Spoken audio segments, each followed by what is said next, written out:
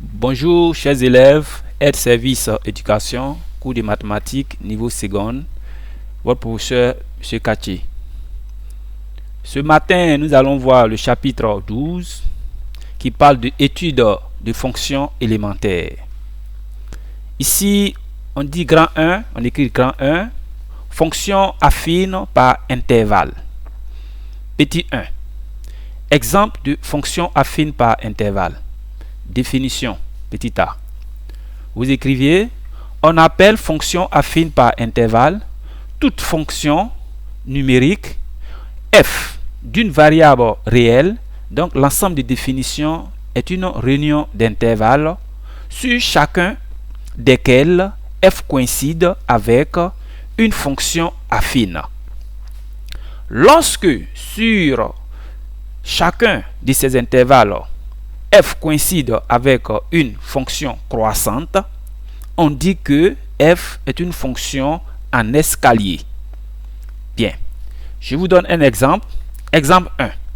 Fonction définie par intervalle. Vous écrivez, le plan est muni du repère OIJ. On considère la fonction f affine par intervalle définie par. Pour x appartient à l'intervalle fermé à moins 3 ouvert à moins 1, f de x est égal à moins 2x plus 3. Deuxième tiré, pour x appartient à l'intervalle fermé à moins 1, 3 fait ouvert, f de x est égal à 5. Troisième tiré, pour x appartient à l'intervalle fermé 3 fermé 4, f de x est égal à 3x. Question 1. Calculons l'image par f des nombres moins 3, moins 1, 3 et 4. Question 2. Construisons la représentation graphique de la fonction f. Bien. Nous allons donner les réponses. On dit pour la première question. D'abord, on vous a dit que la fonction f est bien une fonction affine par intervalle. C'est ce qui a été écrit. Bien. En effet, elles coïncident respectivement sur les intervalles. Parce que dans la définition, c'est ce qu'on a dit. On a dit que c'est une réunion d'intervalles. Voilà. Qui coïncident. Donc, ici, vous avez vu que les fonctions ont été définies sur des intervalles. Donc, on dira intervalle fermé à moins 3 ouvert à 1, à moins 1, pardon. Intervalle fermé à moins 1 ouvert à 3. Intervalle fermé à 3 fermé à 4 avec les fonctions affines suivantes. Ça veut dire quoi? On va appeler la première fonction f1 de r vers r. X on associe moins 2x plus 3. La seconde fonction, on va l'appeler f2 de r vers r. X on associe 5. La fonction numéro 3, on va l'appeler f3, la dernière fonction. R vers R, X on associe 3x. Bien. Mais bien avant, il faut d'abord donner l'ensemble de définition de cette fonction.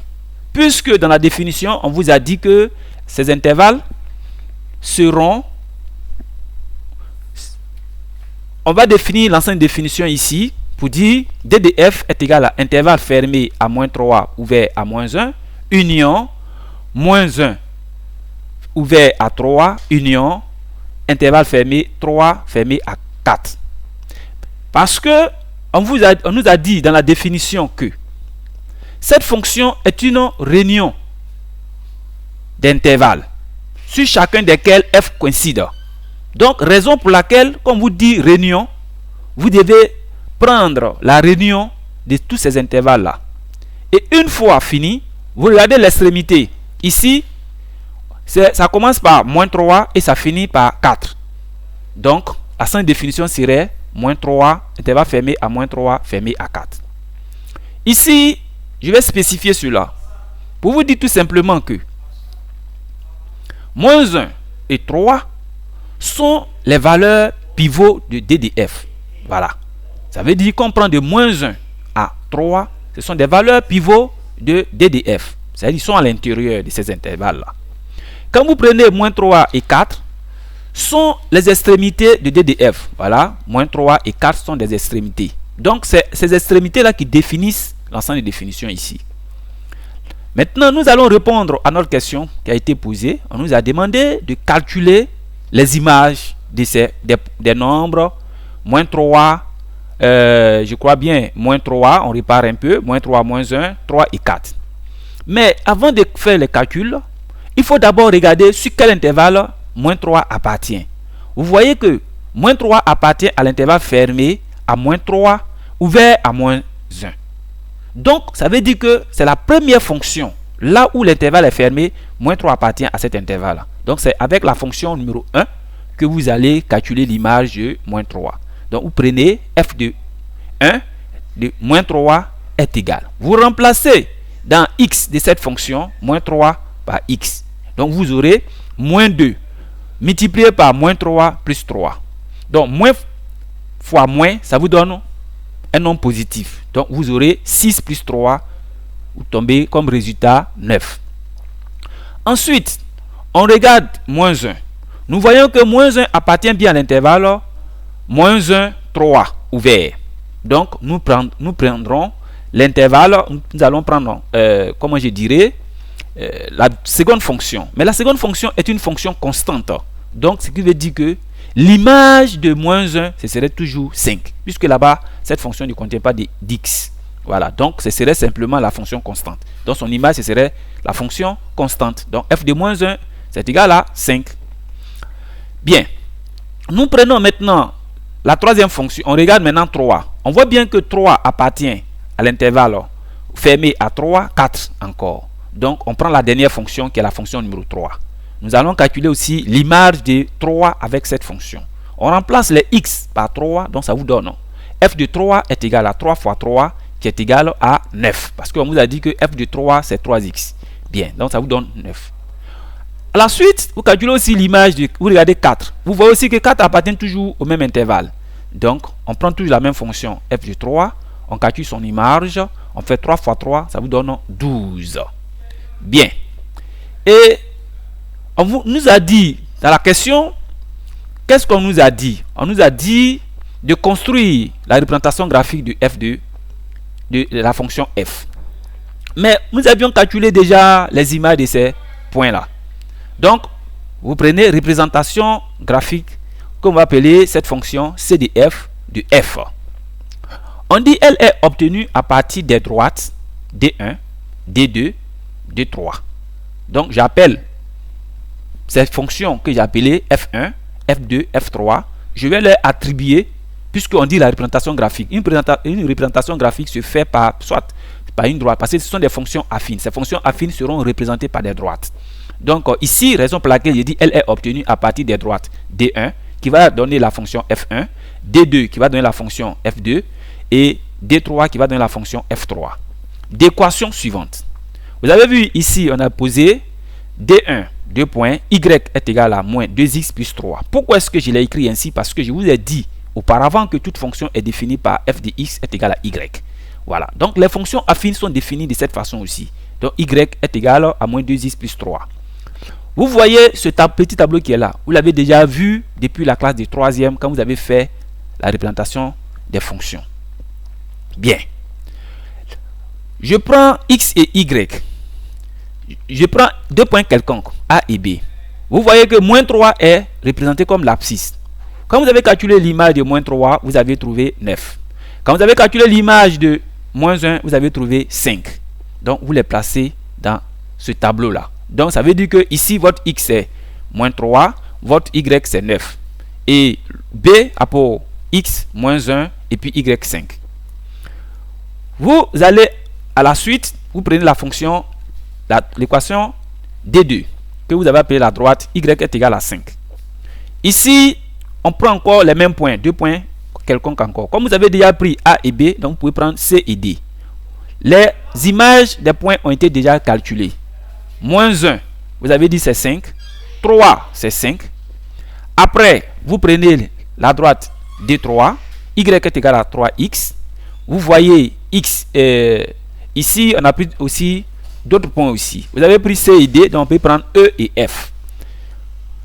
Vous avez déjà calculé l'image de 3 et puis l'image de 4. On a obtenu 9 et puis 12. Vous avez déjà tout ce tableau-là. Donc, on peut maintenant faire la représentation graphique. Mais comme on nous dit que ici, ces points A et B peuvent former des segments, donc on peut aussi dire que CD aussi, c'est un segment, EF aussi, c'est un segment. Mais on fait la réunion encore de ces segments-là. AB union CD et puis union EF. Vous tracez un repère OIJ. Ça dépendra de vous. Si vous voulez, vous partez jusqu'en bas ou bien vous vous limitez là, comme je l'ai fait. Ici, il représente l'axe des abscisses. Lui qui est en haut représente l'axe des ordonnées. Je vais placer les points. Je prends le point A de coordonnées moins 3, 9. Vous l'avez déjà vu en troisième. Comment on représente les coordonnées d'un point dans un repère. Moins 3, les placer à gauche. Donc, vous regardez l'image de moins 3. Vous avez dit c'est 9. 9 se place sur l'axe des ordonnées. Donc, vous tracez une droite parallèle à l'axe des ordonnées. À la suite, une droite passant par 9 parallèle aussi à l'axe des abscisses. Là où les deux points se croisent, forment le point A. Vous revenez encore sur moins 1. Vous voyez encore que moins 1 est placé toujours à gauche. Vous tracez encore une droite passant par moins 1 parallèle à l'axe des ordonnées. À la suite, son image, on dit 5. Vous tracez aussi une droite passant par 5 parallèle à l'axe des abscisses. Là où les deux points se croisent, forment le point B. Donc, comme on a dit, c'est un segment. Donc, un segment est bien délimité par ses extrémités. On a A et B. Voilà, A et B. Donc, on joint les deux points. À la suite, vous revenez juste en bas. Vous voulez construire maintenant toujours C, le point C. C, c'est moins 1, 5. Moins 1, 5 encore, c'est comme si B était placé en C. Voilà, on retrouve toujours le même point. Vous revenez sur D. D a pour coordonnées 3 et 5. Vous regardez 3 sur l'axe des abscisses, les placer à droite. 3, vous tracez une droite parallèle à l'axe des ordonnées, passant par 3. Et à la suite, son image, vous avez dit 5. Vous tracez encore une droite parallèle à l'axe des abscisses, passant par 5. Vous voyez que les deux points se croisent là, donc forment le point C. Voilà, donc vous avez le point C ici. Donc, à travers ces deux points, puisque vous parlez de, on va dire, bon, ici on peut dire BC. Parce que si il dit CD, c'est des choses. Donc on va dire BC. BC, vous tracez encore BC qui forme un segment. Le voici ici. Mais là, qu'est-ce qu'on constate? On voit que le point C est déjà ici. On a fini de construire le segment BC. Nous allons construire maintenant le segment EF. EF, vous avez 3 et 9. 3 et 9, je fais pareil, comme je vous ai dit, comme on fait. Voilà le point E ici. À la suite, 4. Toujours à droite, il trace aussi la même chose. Donc lui aussi il forme un point EF. Donc EF c'est un segment. Donc c'est la réunion de tous ces segments qui forment, qui donnent la courbe CDF. Voilà. Donc chers élèves, voilà un peu comment représenter une fonction affine par intervalle.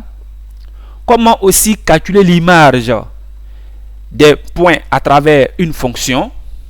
Comment aussi définir l'ensemble de définition d'une fonction affine par intervalle. Donc, ceci étant, je pense bien que le cours qui est en face de vous n'est pas un cours difficile. Avec l'explication, si chacun de vous arrive à bien écouter l'explication et qu'il lise bien aussi son cours, il n'aura pas de problème avec ce que je suis en train d'expliquer aujourd'hui.